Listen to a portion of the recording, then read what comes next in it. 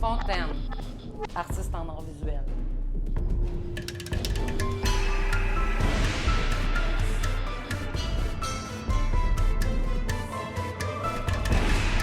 Lorrain, artiste.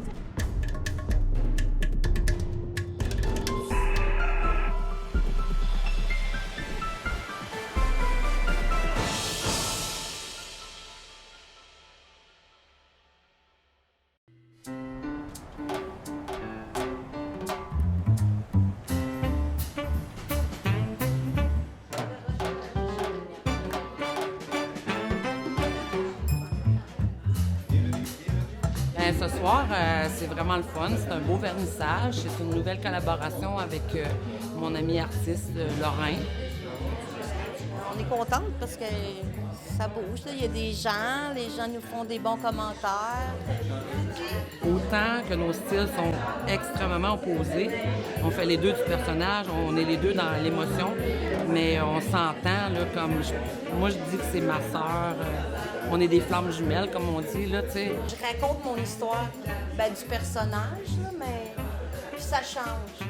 On a deux mondes différents. Tu sais, Diane, elle, c'est plus la gestuelle, le mouvement, puis moi, je peins tranquillement. Nous autres, on est dans la simplicité, on est dans la création. On est souvent à barrer la porte puis à pas vouloir que personne rentre parce qu'on est vraiment dans notre énergie créative.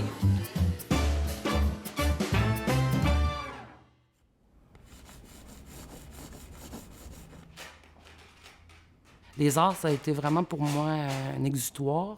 Je dis souvent que si j'avais pas eu les arts dans ma vie, je pense pas que je serais ici même pour vous en parler. Je suis née dans le Vieux-Longueuil, puis j'ai été élevée par ma grand-mère. On a perdu notre grand-père, j'avais 4 ans. Donc, j'étais vraiment élevée dans un monde de femmes. Puis j'étais un enfant très lunatique. J'aimais beaucoup m'évader dans le dessin. Mes lointains souvenirs en art, c'est vraiment aussi la texture, jouer dans la boîte, m'asseoir dans les trous d'eau quand j'étais jeune. J'aimais toutes ces sensations-là. Vraiment, mon enfance, ça a été vraiment quelque chose de très ludique, de très harmonieux, de très libre. C'est plus vers l'âge de 9, 10 ans, 11 ans, quand on a déménagé avec ma mère, qui était monoparentale. Puis là, c'était plus mur de briques, c'était beaucoup plus sévère et tout ça. Puis là, je me suis vraiment réfugiée dans les arts. Puis ça a été vraiment une période difficile pour moi, l'adolescence, très difficile. J'étais souvent en conflit, j'étais souvent dans ma bulle. À la polyvalente, la seule matière que j'étais vraiment très talentueuse, c'était en art plastique. Donc, à partir de ce moment-là, je savais que c'était ça que je voulais faire dans la vie. Ça, c'est certain.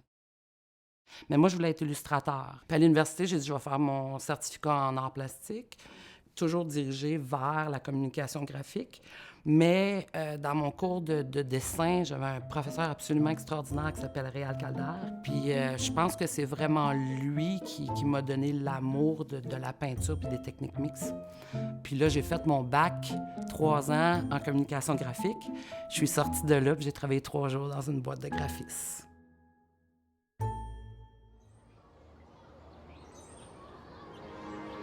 On est sur la rue Notre-Dame et Marston, dans mon quartier où je suis née. Puis moi, je suis née par là.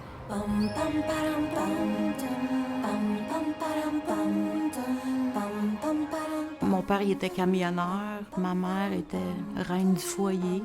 Je suis l'aînée de la famille. J'ai 2 sœurs, un frère. Puis en bas, ici, c'était chez mes grands-parents. Puis moi, je demeurais en haut à l'arrière. Je m'assoyais souvent ici. Ma mère, elle disait « Ferme tes jambes ». J'ai dessiné des portraits. Fait que ça, c'est inné en moi.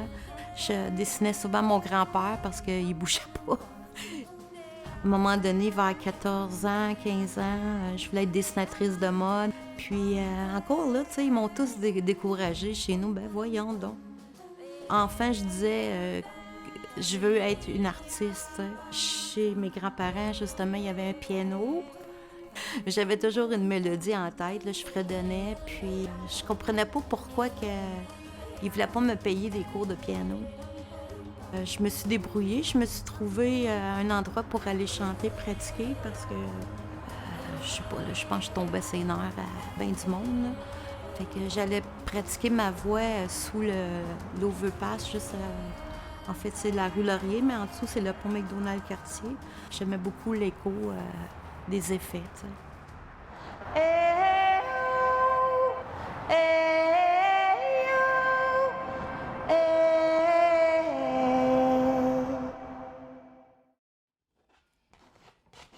J'ai eu une grande période où je donnais des ateliers qui s'appelaient justement les ateliers créatifs. Donc, j'ai travaillé beaucoup avec les enfants, puis beaucoup au niveau de la créativité. J'ai été aussi directrice de service de garde, travailler avec les enfants. Mais j'ai commencé vraiment là, à faire du portrait, mais je faisais juste des portraits d'enfants. J'adore les enfants, puis j'essayais d'avoir des enfants, puis ça fonctionnait pas. Là, j'ai décidé de faire un traitement in vitro.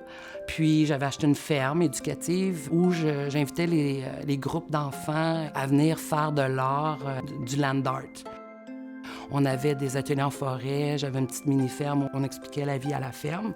Puis là, ben, j'ai fait un traitement in vitro qui n'a pas fonctionné. Donc, il y a plein de choses qui ont éclaté dans ma vie. Donc, mon conjoint, à l'époque, qui avait des problèmes, on s'est séparés. Donc, j'ai perdu ma maison. Donc, en même temps, mon entreprise, en même temps, tout l'espoir de fonder une famille. Puis, j'étais rendue à 42 ans. Puis là, c'est la journée où j'ai dit, à partir de maintenant, c'est que de l'art dans ma vie. Puis le portrait est venu à une période... C'est une période super difficile.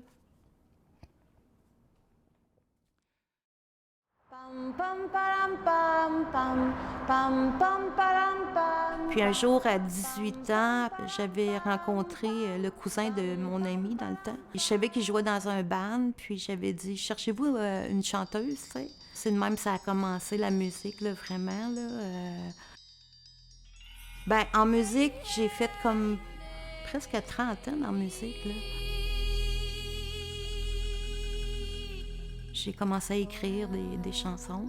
En studio, j'aime bien faire juste des voix, là, sans paroles. Là. J'ai essayé à Montréal. J'ai fait tous les concours, là, mais j'étais toujours d'un finaliste où j'ai jamais gagné. Là, tu sais. Puis j'étais avec le père de mon fils. Quand j'ai quitté Montréal pour revenir avec mon fils, j'ai poursuivi la musique, mais là, moi, j'étais une décrocheuse aussi. J'avais pas fini mon secondaire, fait que j'ai poursuivi mes études. À 39 ans, je suis entrée à l'université en design graphique. Puis après ma 4e année, je suis allée sur Internet, puis j'ai écrit artiste graphiste.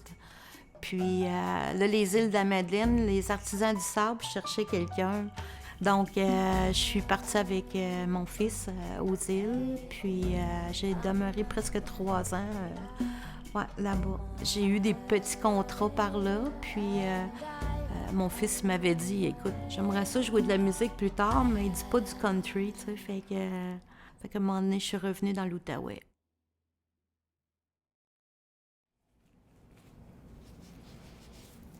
Là, à partir de là, ce gros tsunami-là qui est passé dans ma vie, j'ai vraiment réalisé que c'était moi qu'il fallait que je mette au monde. Puis à partir de là, tout a éclaté. Je suis revenue à mes amours d'université, à tremper des cotons fromage dans l'acrylique, à laisser la dégoulinure, à travailler avec l'erreur. Puis là, de représenter la femme dans tous ses états, représenter la femme comme moi, j'ai été élevée avec toutes ces femmes-là, avec ma grand-mère, ma mère, ma sœur, sans hommes. Donc, j'ai représenté beaucoup des femmes fortes, des femmes voyageuses, les femmes attitudes. J'ai eu les femmes corbeaux, beaucoup des femmes qui n'ont pas peur de leur féminité aussi. Tous ces personnages-là qui ont apparu, c'était mes enfants, c'était moi aussi. Moi, comme femme, c'est ce qu'on est, hein? C'est ce qu'on vit aussi.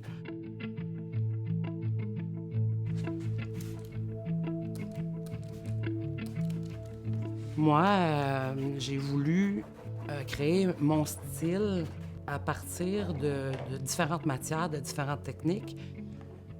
Dans un tableau, je peux avoir 7 à 8 techniques, des fois 10 techniques différentes. qu'on lit pas le tableau juste de gauche à droite, de haut en bas. Il y a une lecture vraiment en profondeur pour rentrer vraiment dans le tableau. Puis tous ces détails-là fait que beaucoup de gens vont rester longtemps devant un de mes tableaux à s'étonner. Je suis souvent imaginaire, réaliste, abstrait, réaliste. Je suis dans la dualité toujours. J'ai dit que je ferais jamais de paysage, mais tous mes cheveux ont des paysages, ont des arbres, ont des racines. Les dernières, les porteurs avec les corbeaux, c'est littéralement le nid que les corbeaux sont assis dessus.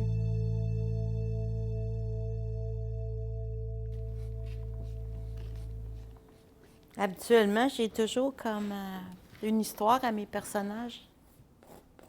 Quand je suis partie des îles, premièrement, j'ai hérité de tubes de peinture, des spatules d'un peintre donc qui était décédé.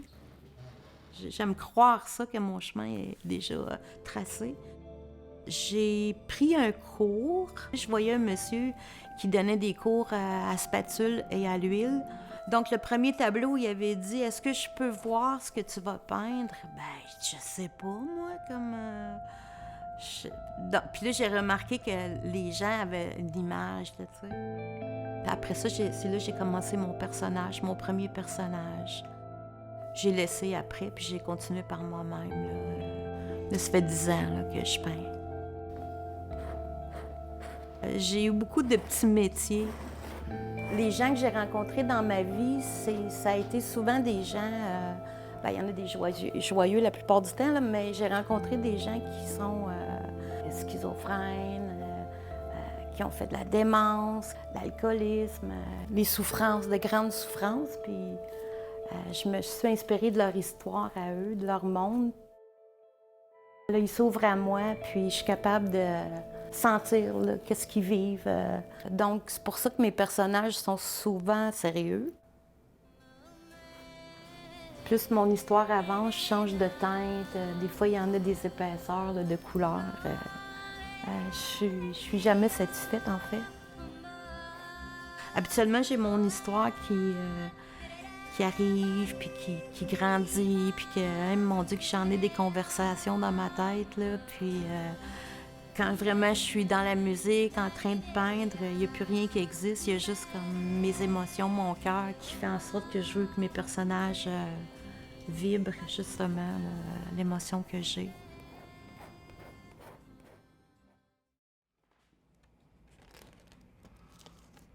Moi, quand j'ai commencé à créer tous ces personnages-là, je me suis pas dit « Ah, je vais faire ça. Ça va se vendre bien. » Tout ce qui était important pour moi, c'était de créer ces personnages-là qui viennent au monde, ces personnages-là. Puis, vite, je me suis rendu compte que je touchais les gens. Je dis encore, je suis choyée que mon style plaise.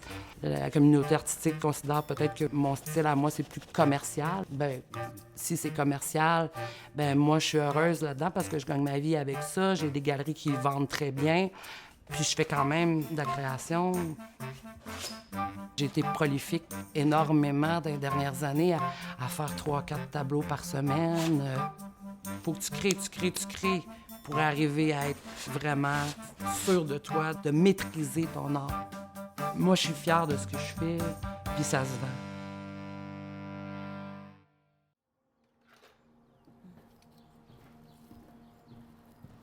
Je savais même pas que j'étais pour exposer. Ma première expo, c'était dans un restaurant, un bistrot à Hall. C'était sorti à l'Opéra. Puis mon premier client, c'est M. Lawrence Cannon, qui était ambassadeur du Canada. Puis mon tableau était à Paris. C'est pas n'importe qui achète du Lorrain. Quand j'ai exposé la première fois, je me suis dit, OK, je pense que j'ai trouvé vraiment là, ma voie à moi parce que je suis vraiment seule à créer, à gérer tout ça. Puis après ça, j'ai appliqué pour Saint-André-Avelin, le Centre d'action culturelle. Puis mon thème, c'était les Nuits de Salomon. Donc, ça a été accepté. Puis écoute, ça faisait 2 ans que je peignais. Donc là, c'était vraiment ma première série, là. Puis ça a bien été ça aussi. Puis après, j'ai fait des portraits que des fois je regroupe ensemble, puis je donne un titre.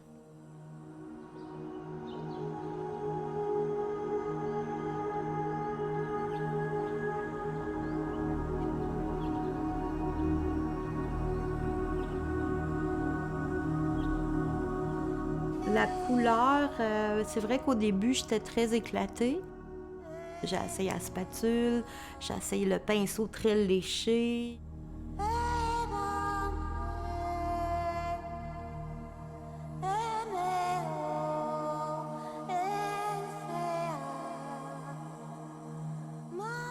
Ici, c'est la série Romance. Ça fait penser un peu aussi à Modigliani, un peu. Puis j'ai joué avec les formes, les coussins, les couleurs. À un moment donné, je décolle, tu sais, comme mon pinceau, c'est comme si j'ai plus le contrôle. Là. Ça se fait tout seul. Des fois, tu te dis, ah, wow, comment j'ai fait ça, toi? C'est le chef d'orchestre, c'est le maestro. Je pourrais pas refaire parce que j'étais plus là.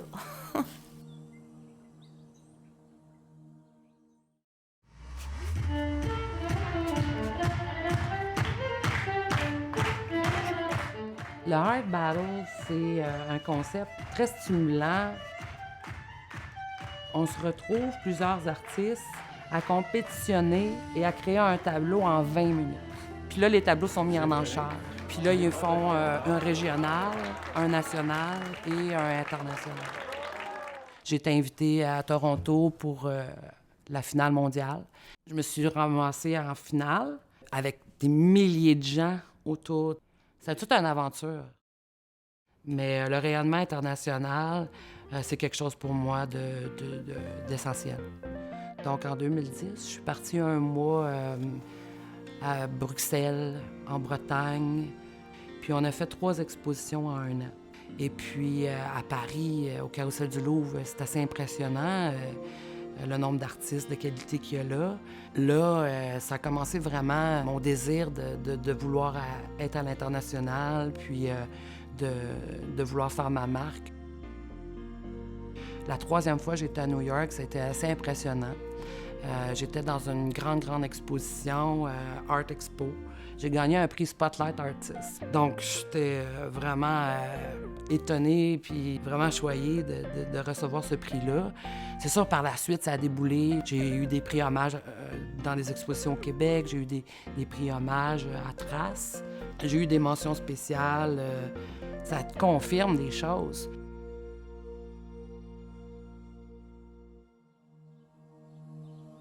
Le tour du bloc, je me suis inspirée de moi, de mon enfance. Ça part de moi assis dans les marches. Puis je me disais, bon, c'est quoi qu'on fait aujourd'hui? Je devais bouger, là, moi. Là, c'est des histoires cocasses, là, pour la plupart de mes tableaux qui sont reliés à mon enfance.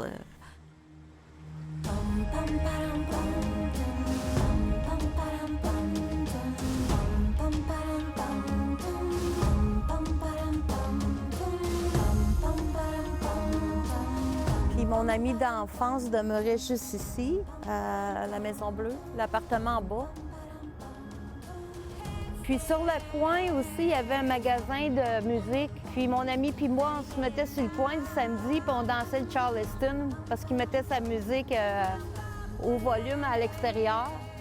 On allait des fois chez les servantes Jésus-Marie. Des fois, je pense à tous les jours. Puis dans mon tour du bloc, ma série, j'ai peint Sœur Marie, justement, qui nous recevait lorsqu'on demandait des retailles d'hostie. On devait sonner une petite cloche, là. On allait à la chapelle aussi. Là, on niaisait, là, vraiment, là, on s'amusait. Mais il y avait beaucoup d'écho aussi quand elles chantaient, les sœurs. Fait que les harmonies de voix, ça a aidé mon oreille. Le manteau jaune en arrière, c'est moi qui avais arrosé un chat, puis j'avais vu mon père arroser un chat. Puis ma mère m'avait dit ce soir-là, va au dépanneur qui était juste l'autre côté de la rue, mais là, j'étais angoissée, puis je me sentais pas bien parce que j'avais arrosé un chat. Donc, c'est pour ça que j'avais mis mon manteau imperméable pour pas que le chat me reconnaisse.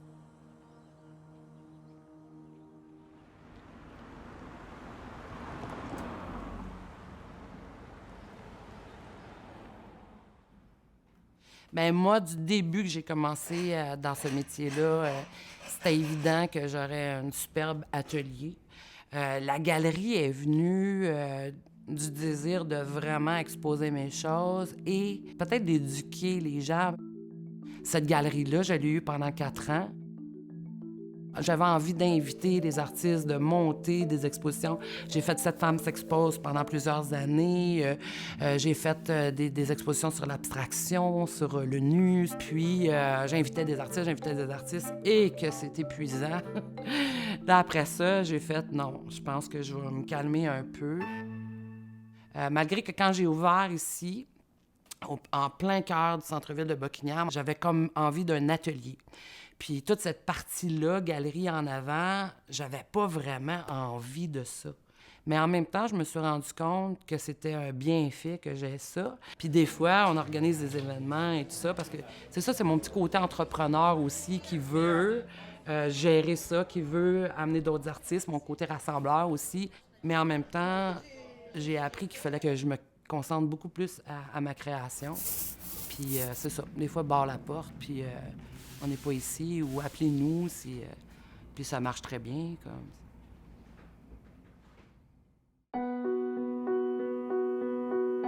Bien, la série Les Écorchés, j'ai fait de la suppléance dans une polyvalente, 4 groupes en art visuel, art plastique.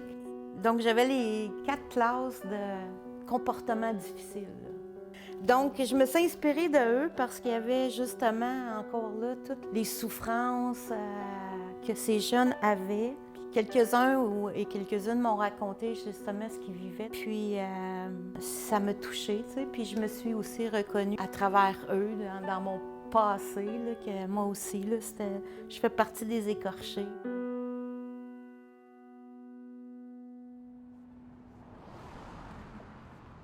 Quand je suis arrivée dans l'Outaouais, moi, j'ai senti qu'il y avait beaucoup d'émergence. Puis je pense qu'aujourd'hui, ce gang d'artistes-là dans l'Outaouais, oh, mais c'est à la cote n'importe quelle grande ville. Puis je pense que c'est ça qu'on a envie de mettre de l'avant. J'ai commencé à collaborer avec des gens pour partir Gatineau en or, qui se passait ici, en dessous du pont, dans le parc McLaren, où ça a été pendant 3 ans un succès monstre. Puis la municipalité de l'Ange-Gardien m'a approché pour faire quelque chose à Chamboisé, qui est un lieu de retraite. Puis là, on m'a demandé de faire un symposium à cet endroit-là. C'était dur au début d'expliquer aux artistes, puis d'expliquer aux gens, aux bailleurs de fonds et tout ça, c'est où on voulait emmener cet événement-là. Parce que c'est un concept qui n'existait pas à Trace. Un vrai symposium, c'est quand les artistes se rencontrent, échangent entre eux, évoluent, qu'il y a des formations, qu'il y a de la création pendant une semaine complète. À chaque fois que les artistes finissent cette semaine-là, me disent « J'ai jamais connu ça. Est-ce qu'on peut reproduire ça ailleurs au Québec? » Je leur dis « Let's go. » Puis moi, à Trace, c'est mon côté entrepreneur. Pour moi, être travailleur culturel, c'est un complément. Puis j'ai envie de faire d'autres projets aussi.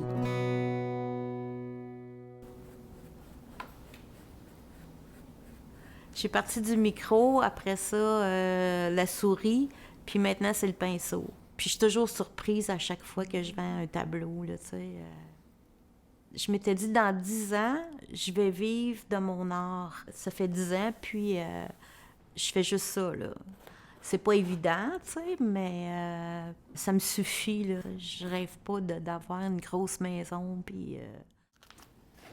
Donc, je partage l'atelier de Diane Fontaine, mais on s'arrange super bien, puis un peu mentor aussi, je dirais. Je me vois en elle, là, quelques années. Je vois son parcours. Elle me voit un peu comme un mentor. De tous les artistes que je connais, j'aurais pas pu tomber mieux, puis j'aurais pas pu envisager quelqu'un d'autre.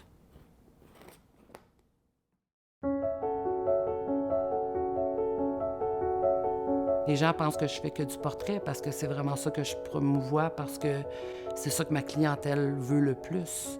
Là, c'est pour ça que pour moi, c'est important la recherche de d'autres sujets. Comme là, c'est les monotypes, c'est ces personnages-là un peu plus guerriers de la terre. Je suis vraiment dans la recherche de l'arbre, de la nature, du contact de l'humain. C'est le sujet très actuel de qu'est-ce que l'humain est en train de faire avec la terre, là. Ça me touche, ça vibre en dedans. Puis c'est ça que ça prend. C'est ça qui m'appelle vraiment beaucoup. Si je n'étais pas un artiste, je serais un être extrêmement troublé. Puis au lieu de laisser ça m'envahir, ben faut que je le sorte, faut que je le crée, faut que je le dessine, il faut que je l'invente. Puis là apparaissent des personnages complètement mystiques, intemporels.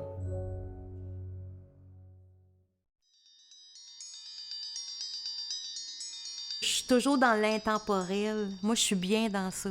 Souvent, mes personnages, dépendamment comment je les habille, là, mais j'aime les costumes. Puis, ouais, je suis bien dans l'intemporel. Les voix que j'aime faire, justement, c'est intemporel.